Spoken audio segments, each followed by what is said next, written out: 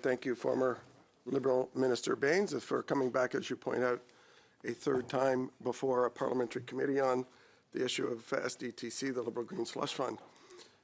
You're obviously aware that this committee did not feel at the end of the last meeting, or at least a majority of the members, that you were actually making an attempt to answer the questions. And we had a long discussion about whether our privilege was breached. And we've decided, on the suggestion of a number of members, to give you another shot and see how it goes today. So with that in mind, I'm going to ask some similar questions to what I did before, and I appreciate your opening statement. But before I ask those, I just want to get a clarification. You work at Rogers currently. Could you explain to me what your title and role is, please? Thank you very much again, Chair, for the opportunity to speak here today. As I've indicated, the topic that I was asked to speak on was Sustainable Development Technology Canada, and look forward to answering questions pertaining to that topic. So here's the first answer. Very simple question that you didn't answer. Yeah, just hold on, Mr. Perkins. Mr. Bains, you're saying you can't provide your current employment title and location? I mean, that does seem a bit, well, unusual. I suspect it's in the public domain, and it is in the public domain, Mr. Chair, and I look forward to answering questions pertaining to the topic of Sustainable Development Technology Canada today. All right, Mr. Bains, I don't know how this is going to go. Mr. Perkins, you have the floor. You have 5 minutes left. So I'll take that you've refused to answer the question about what you do for a living. The first point of order, refusal. Chair. I have a point of order, Mr. Perkins. Yes, Ms. Khalid? On relevance, I think that Mr. Bains has made himself available and clear that he is willing and able to answer questions relating to SDTC. And I would encourage all members on this committee to restrict their questions to that. Well, but Ms. Khalid, now, as you know, I give members latitude. That seemed like a pretty easy bunt. To give a place of location, but I'm not going to belabor it. We're going to turn things back over to Mr. Perkins on the same point of order, Mr. Durant. Yes. Just can you explain to me how this is relevant to SDTC? How Rogers and SDTC are connected? I just think it's kind of. If you think that it's relevant, then say it. Oh, I just think it's a courtesy to state where, in fact, someone works. I don't see it as being anywhere remotely out of bound. But look, I think courtesy and relevance are two different matters, Mr. Chair. So it's just it can be a courtesy. Mr. Perkins, no, he can Google really quickly. All right, it seems combative right off the bat to refuse to answer a question that is in the public domain. But Mr. Perkins, you have the floor for 5 minutes, please. Thank you, Mr. Chair. So 2 refusals. So I'll move on. You mentioned the phone calls Annette Verschuren. As you know, I asked you this question before, and in your opening statement, you said you didn't recall, which is what you said before. It's hard for me to believe that you don't recall. The president, the former president of SDTC, testified before a committee that you called her twice. So I will ask you, as I did last time, did you call her twice, yes or no? Thank you very much, Mr. Chair, for the opportunity to speak to this. I've answered this question before, and I'm glad to have the opportunity to answer it again. As I stated in my opening remarks, I made over 100 governor and council appointments, and I don't recall any specific conversation with Ms. Verschuren. As I've indicated, she did apply through the new appointments process, then her name was recommended to me. So you don't recall that you were warned both by officials and by the president as well, and I've asked this question before, that she had a conflict of interest and shouldn't be appointed. You don't recall that either? Thank you very much again for that question. And again, I want to answer this for I think the 3rd or 4th time, and I look forward to providing a detailed answer, which is to say that the core issue here is public office holders must respect the obligations they have to conduct themselves in a manner that respects the Conflict of Interest Act. That applies to Ms. Verschuren and all public office holders. Answers in a row. I'll ask the next question that I asked before. Do you recall seeking $750 million of taxpayer money for the Green Slush Fund from Cabinet when you were minister? Yes or no? Again, thank you very much, Chair. As I mentioned last time in my testimony, as I've indicated on a number of occasions, The answer to that question is that all amounts that were allocated to Sustainable Development Technology Canada were debated and presented in the House of Commons and approved by Parliament. So that's another non-answer. Again, it's a simple question. Did you seek $750 million from Cabinet, which was eventually approved by Cabinet? As a minister responsible for SDTC, did you seek that money? Yes or no? It would be difficult for me to believe that you don't remember seeking almost $1 billion for the Liberal Green Slush Fund. I think the members answered that question, that there was a process of how these funds were allocated. Another refusal to answer. In the 48 times that Stephen Guilbeault lobbied PMO with meetings with Gerald Butts, you and your office in the 5 years that you were minister, and he was lobbying between 2016 and 2019. Do you recall any of those meetings when Stephen Guilbeault and Gerald Butts you were talking about Sustainable Development Technology Canada? Yes or no? The answer to your question is anyone that has any official engagement with the government that is properly registered. And the Sustainable Development Technology Canada is an arm's length organization. They make independent decisions on how to allocate the funds, and they work with management on a day-to-day basis to address these issues, Mr. Chair.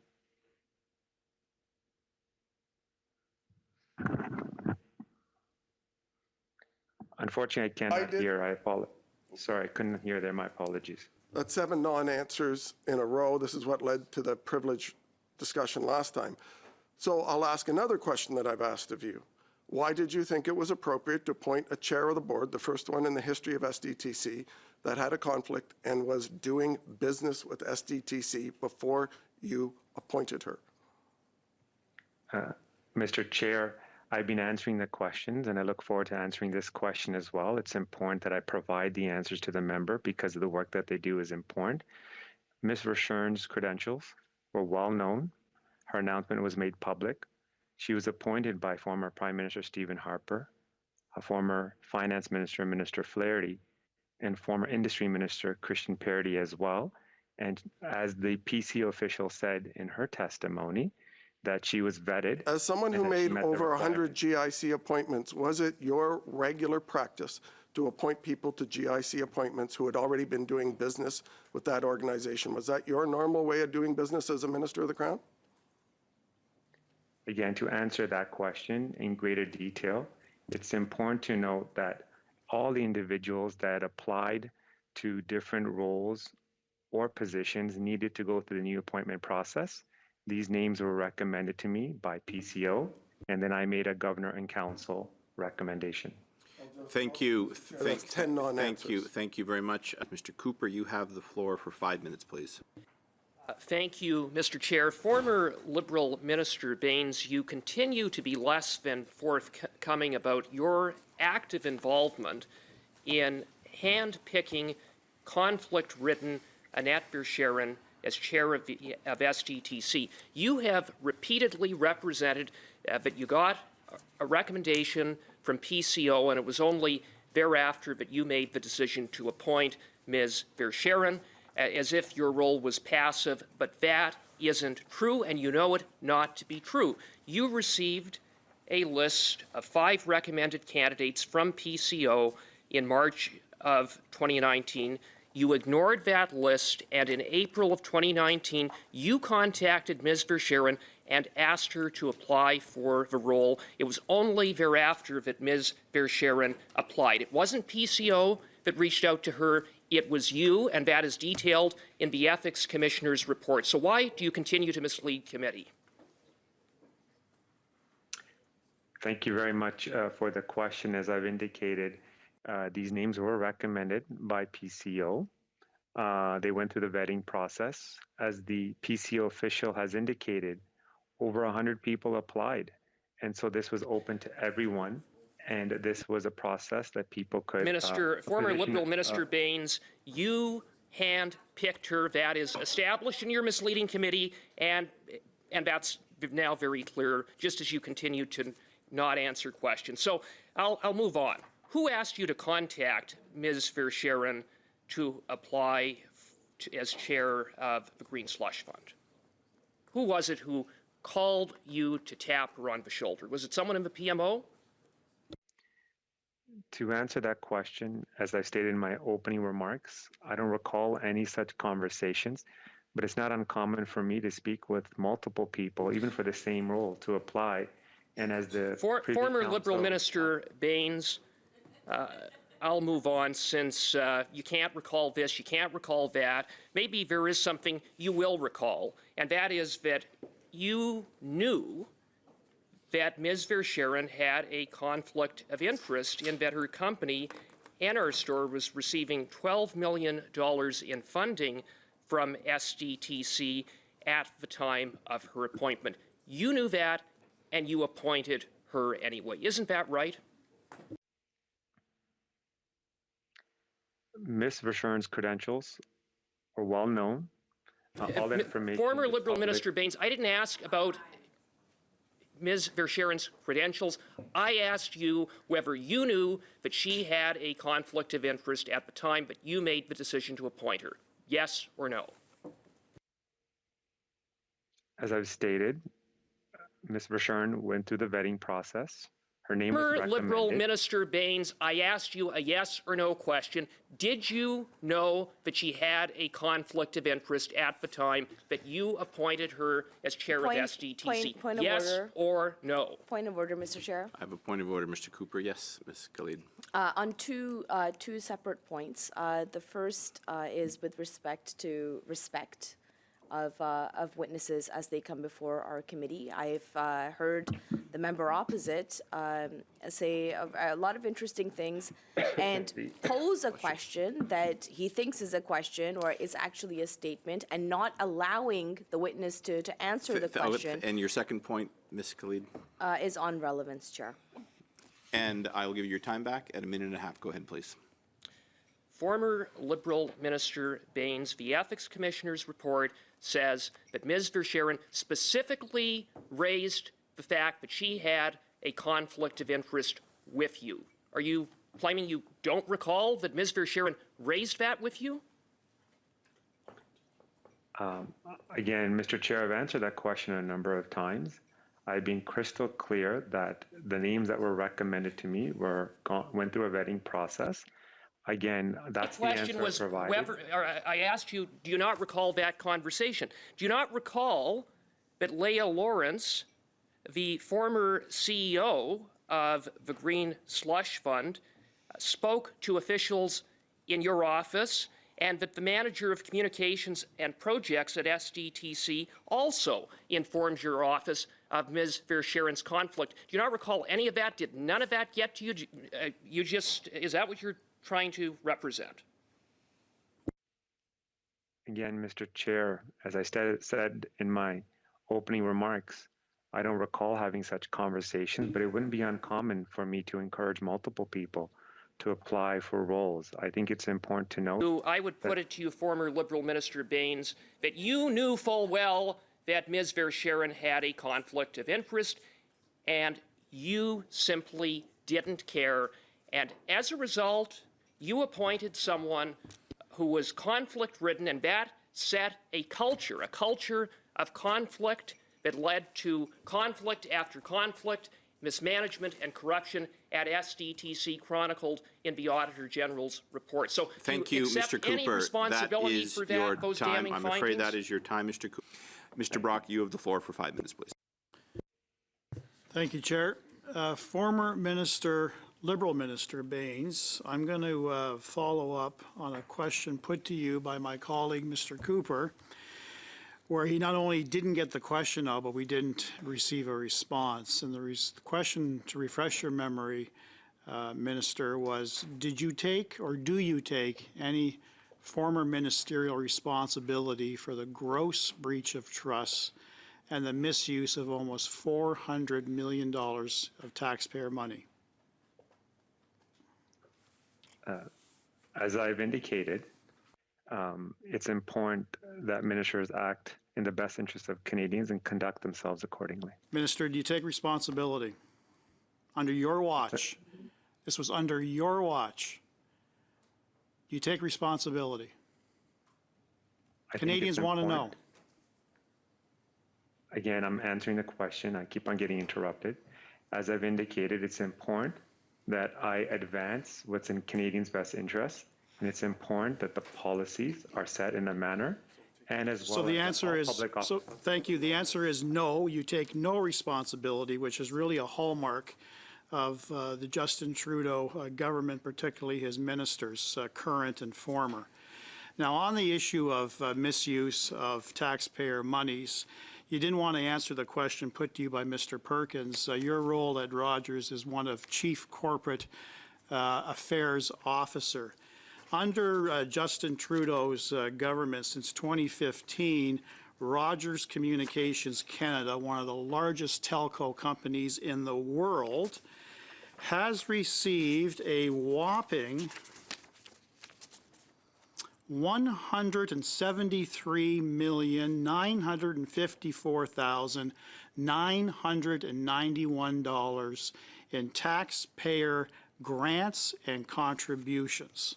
So I wish to put that on the record. Now, Mr. Bains, I understand that you Point of were in order? Ottawa this past weekend. Mr. Brock, I have a point of order, yes. Just the relevance of Mr. Brock's statements. I think he was just reading into the record some numbers, and It's relevant to Canadians, so I'll move on. thank Mr. Brock, you have about 3 minutes. Now, former Liberal Minister Bains, you were in Ottawa this past Sunday. When did you leave Ottawa? I left Ottawa yesterday. Okay, and while you were in Ottawa for approximately 3 days, did you meet with any government officials, elected or non-elected? Yes, I did. And who did you meet with? I met with my former colleagues, Mark Holland, Gary Nandasangri, and Omar Algabra. We were celebrating Mark Holland's 50th birthday. Okay. Did you meet with any non-elected officials? I met with the Chief of Staff to the Prime Minister, Katie Telford, and Andrew Bevan. Okay. And meeting with Katie Telford and Andrew Bevan, did you discuss the content of your testimony today? No, I did not. Were you provided any material from Katie Telford or Andrew Bevan or any other non-elected official or elected official to refresh your memory with respect to evidence that you're giving today? No, I did not receive such information. This is now your third appearance at this particular committee to discuss your involvement in the SDTC Green Slush Fund.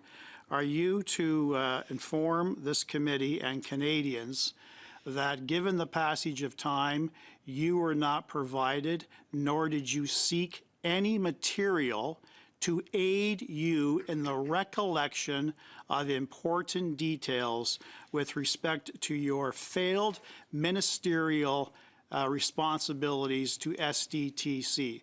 Is that what you want this committee and Canadians to believe? If, just to clarify, you're referring to my trip to Ottawa?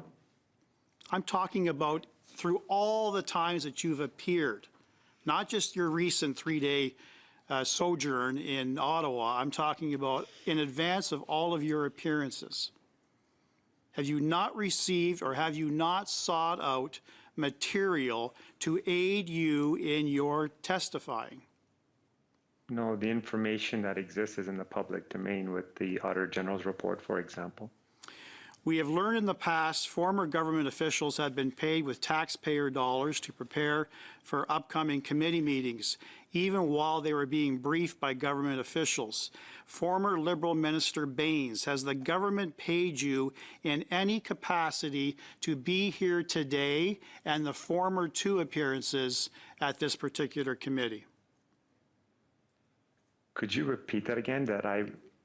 How much has the government paid you, sir, for your time testifying today, preparing for today, and the other 2 appearances at this committee? How much? Just the number, please. 0. Thank you. That is the time. Mr. Stewart, you have the floor for 5 minutes, please. Thank you, Mr. Chair. And thank you, Mr. Bains, for reappearing today. We received the disturbing report from the Auditor General last June, where she found that the Trudeau government has turned the once legitimate Sustainable Development Technology Canada into a slush fund for Liberal insiders. The Auditor General made it clear that the blame for this scandal falls... Point of order. Point of order. Yes, Mr. Erskine-Smith. I'm just curious, ways of point of clarification. When a member misstates an official document, as he just did, is that to be corrected at some point? Mr. Erskine-Smith, I'm here to move the meeting along. Well, perhaps you could read the section There is flourish on both sides, and as I stated before, a government member will follow Mr. Stewart, and there'll be the right to reply at that point. So he is allowed to misstate an official document from an official. Mr. Erskine, this is not a point of order. And on the non-same point of order, yes, Mr. Cooper, I will hear from you. Yeah, well, just put on the record the complete picture that Ms. Verschuren said with respect to the minister, that he spoke, that he spoke to me, as did his policy advisor, and Leah Lawrence said she had talked to Mr. Bains 3 times before she agreed. Thank you, and she said he did know, but she had a direct conflict. Your point has been made, which I think is why we're here, why we're doing this study, is that there are many statements out there that contradict one another. Yes, Ms. Khalid, you have the same point of order. Thank you, Chair. And I just want to clarify, because this is actually quite concerning, and more in a broad sense as opposed to the specific topic at hand. Is it okay for members to outright lie or to put misstatements on the record and that cannot be corrected? I mean, like I can come in here in this committee today and say, hey, the sky is red. And would that be something that would not be corrected? You are certainly entitled to say that, Ms. Khalid. I'm not sure why then we are...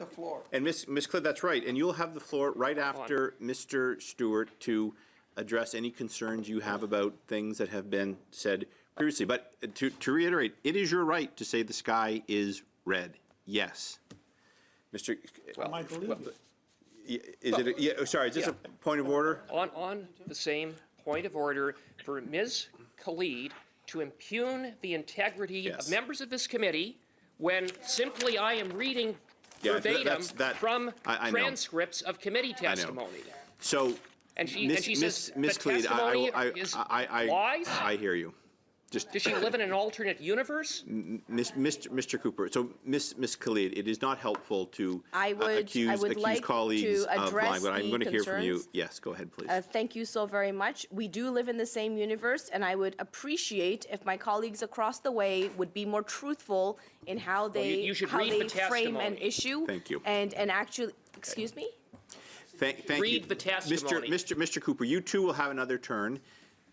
Ms. Khalid, if you could just conclude it, that's... You know, Chair, there's no way getting through to them. That's fine. But again, I appreciate words like untruthful. That's parliamentary. The other word, I would urge all members to avoid that. Mr. Cooper, you have the floor for 5. Thank you, Mr. Chair. Former Liberal Minister Bains, your department had contribution agreements with SDTC. It was funding SDTC, correct?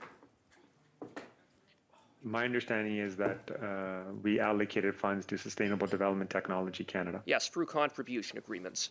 So why did your department, under your watch, fail to conduct even a single audit to determine SDTC's compliance with the contribution agreements with your department? Why did that not happen? The monies were allocated to this arm's length organization that made the determinations, and there are regular routine checks and balances that exist in the system, and my understanding is that those processes were followed. Balances didn't work because 59 million taxpayer dollars went out the door in contravention of the contribution agreements with your department. Were you unaware that monies upon millions of dollars of tax dollars were going out the door improperly? Is that what you're saying? You were oblivious to that fact as minister? To answer that question, Mr. Chair, I've been very clear that the members on the board are independent. They make these decisions independently. Former of how Liberal the money Minister is Bains, do you accept that your department had a responsibility to see that the fund used public funds appropriately? Mr. Chair, as I was saying before I was interrupted, that this is an independent board that makes independent I would decisions invite you to on read paragraph 6.68 of the Auditor General's report that says precisely that. We're talking about $1 billion tax dollars here that your department sent to SDTC. Your department had a duty to see that those funds were being used appropriately. Did you ask any questions to anyone about what was going on with $1 billion taxpayer dollars that your department was responsible for overseeing? Mr. Chair, as I stated before, this independent board had clear rules on how to make decisions, on how to allocate funds, on how to engage management, and how to oversee the day-to-day operations. That is why it's an arm's length How often did organization. you make inquiries about what was going on at SDTC? How often did you speak to your deputy minister? How often did you speak to ADM Noseworthy, who was sitting in on every one of these board meetings in which there were conflicts, in which tens of millions of dollars improperly went out the door? Mr. Chair, again, the issues with respects to the conduct of the board members was not brought to my attention. Well, before you went to Cabinet and requested $750 million be sent over to SDTC, did you ask for any kind of report, any sort of overview of what was going on at SDTC? An audit? Anything? As the member knows, when monies are allocated, they're part of the budget that is debated in the House of Commons. That was all done in a very open, transparent way of where the funds would go. Former Liberal what they would be Minister Bains, do you allocated for. accept the principle of ministerial responsibility?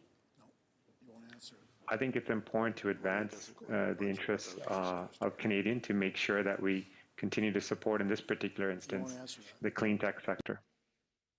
Former Liberal Minister Bains, it's clear that you were AWOL as minister. You didn't care, and as a result, 400 million taxpayer dollars improperly went out the door at SDTC. So will you at least accept responsibility that you didn't do proper due diligence, you didn't ask the right questions, or is it that you just didn't care and turned a blind eye? Mr. Chair, respectfully to the member, I care very much about the clean tech sector. I've stated why it's important and why we had sustainable. Mr. Bains, You want to interrupt you don't, Point of order, you know Chair? who you don't care about Point of is order, the Chair? taxpayer. Just 1 second. I'll come back to Mr. Cooper. Yes. I'm sorry, I just wanted to flag, the bells are ringing? What's going on? Quorum call? Okay, sorry, didn't mean to interrupt. You have the time for this last question, Mr. Cooper, and not a long wind-up. So yeah, you have time for a succinct question, please. Former Liberal Minister Bains, it's clear you don't care about conflicts of interest and you don't care about the stewardship of taxpayer dollars. And as a result, $400 million improperly went out the door under your watch as minister. And when I asked you whether you take responsibility, you couldn't even answer that. You have no shame.